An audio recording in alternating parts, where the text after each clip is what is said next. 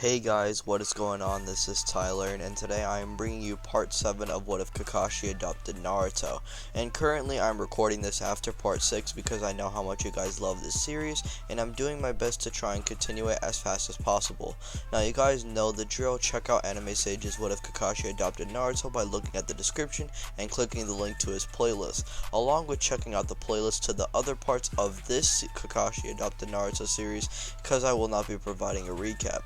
Now for this video, we are going to be making the like goal 3,500 likes. Now I know y'all can get there, so let's just do it. And with that out of the way, ladies and gentlemen, we have a lot to cover, so let's just get right into part 7 of What If Kakashi Adopted Naruto. Now we start our story off with Sasuke currently fighting Orochimaru, and he actually manages to kill him and absorb him. While that's going down, Jiraiya would make his way to the Rain Village, and I decided to cover both of these arcs at once since they take place relatively at the same time. So like in canon, Sasuke would recruit the members of Team Heavy and would head out to where Itachi is, while Jiraiya goes out to the Rain Village for info on Pain, and we actually don't get Sasuke versus Deidara due to Deidara already being dead. Rather, we would just get Sasuke and Team Heavy arriving at the Uchiha hideout a lot earlier. Kisame lets Sasuke through and holds back the rest of Team 7, and eventually Sasuke would meet with Itachi, which would lead into their battle, and then this would be around the same time where Jiraiya would actually combat Pain in his Sage mode, and we would still get Naruto getting the gift from Itachi, which would actually be the crow, which would come into play later on. That still happens, I just wanted to clarify that. Now this would eventually lead into Jiraiya and Itachi's death, along with Sasuke actually being taken in by Tobi and eventually would be manipulated into joining Team Taka, and now Sasuke has the goal of destroying the Leaf Village. Now this would then lead up into the Pain arc, in which Naruto would find out about Jiraiya's death like in canon, and he would still go through that little depressing phase until Iruku's actually going to be the one to cheer him up, and would still undergo the training of Sage mode. At around this time, the Six Paths of Pain along with Konan would actually enter the village or near the village, and eventually at around this point, Pain would actually start causing his terror on the village, and the Leaf Village has no other choice but to try and attempt to combat the Six Paths of Pain and Konan, and like in canon, Kakashi would still fight the Diva Path. However, it wouldn't go very well for him, even with the assistance of Choji and Choza, and with the actual added assistance of Hinata. Since Hinata is in this timeline and is a lot more relevant, I feel like Kakashi would actually be assisted and backed up by his student Hinata. So Hinata and Kakashi would try their best to try and combat the Asura Path and the Diva Path, and even Choji and Choza would try and assist Hinata and Kakashi, but like in canon, this actually still fails, and the Asura Path and the Diva Path are just too much for the four of them. Now, like in canon, Kakashi would actually be in a position where Pain can just throw a bunch of nails at him, and like in canon, Kakashi would actually succumb to these nails, and Choji and Choza and Hinata are saddened by the sensei's death, but they have no time for tears as Pain then gets ready to use his chaotic Shenra Tensei, and when he blows everything back, Hinata, Choji, and Choza are actually alive thanks to the assistance of Tsunade, but Tsunade actually drained a lot of her chakra from this, and now Tsunade is standing right in front of the Six Paths of Pain with nearly no chakra.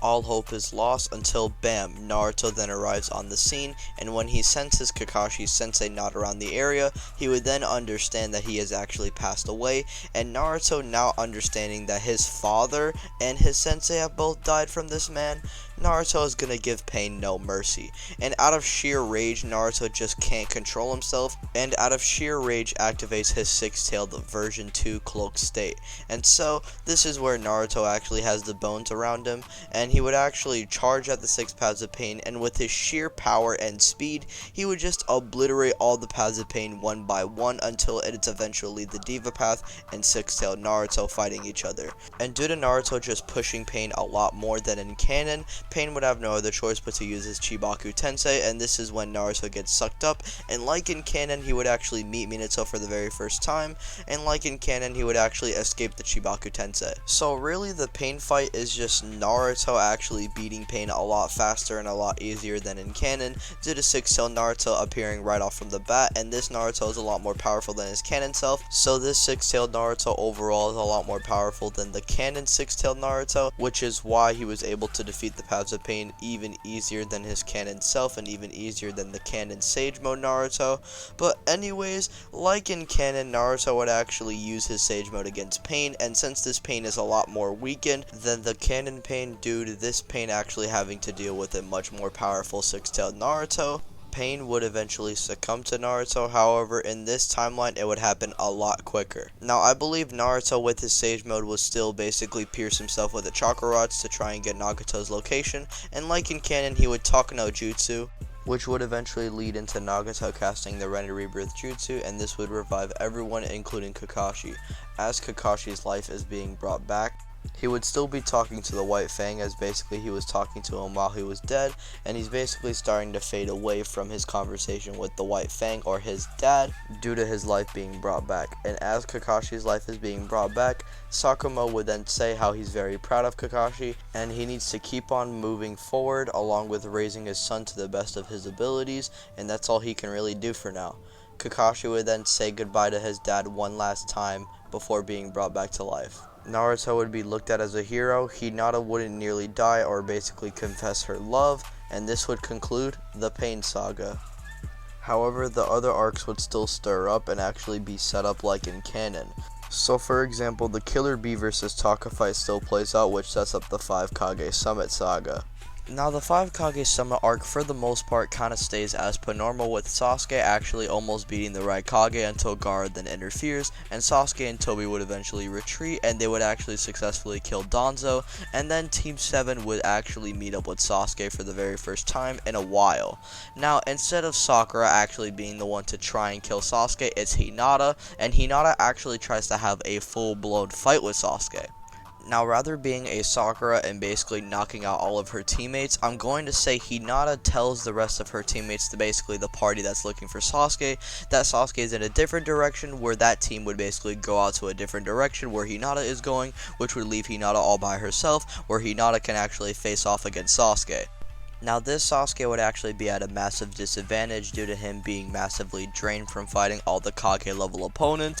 But Sasuke barely manages to basically hold his own, however he still manages to hold his own, but Hinata still doesn't give in and is basically catching Sasuke off guard with attacks like the 64 palms and using it in conjunction with her powerful strength, along with the Vanishing Rasengan, which would definitely catch someone like Sasuke off guard, as Sasuke has never seen this technique before, and overall Sasuke is having trouble against Hinata. That is until he then activates his Susanoo and attempts to basically shoot a Susanoo arrow right through Hinata. Kakashi would actually come in at the last minute with a Kamui, saving Hinata's life, and at that point Sasuke would then shoot another Susanoo arrow at Kakashi, but Kakashi would then react to that Susanoo arrow with a Kamui once again. Sasuke would then form a Chidori, and he would then say that he's going to kill Hinata no matter what, to basically ruin Naruto's life, and would proceed to dash past Kakashi and towards Hinata with a Chidori and getting ready to finish her off, but then Naruto comes in with the save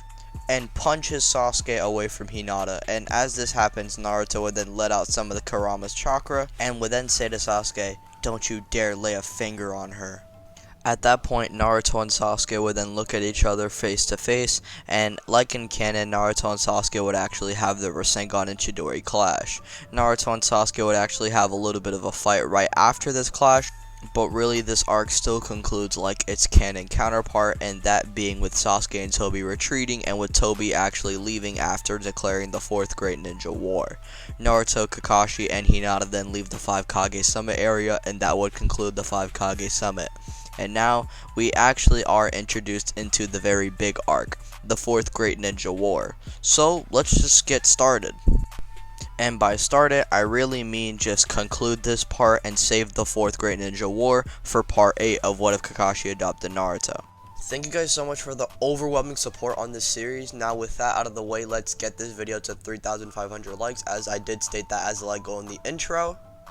With that out of the way, be sure to check out Anime Sage's playlist, link in the description, along with checking out the playlist to the previous parts. That way, if you don't want to miss out on the other parts, and if you missed out on any other parts or forgot anything, just go check out the parts in that playlist. Please, I cannot beg this enough, or I cannot say this enough. Now with that out of the way, be sure to join the Discord along with following me on Twitter, and I honestly just want to thank you guys for all the support that you guys have been giving me on this series. The last part potentially might be the final part, who knows, but anyways guys, thank you guys for watching. I'm gonna get up out of here. Peace out, bye.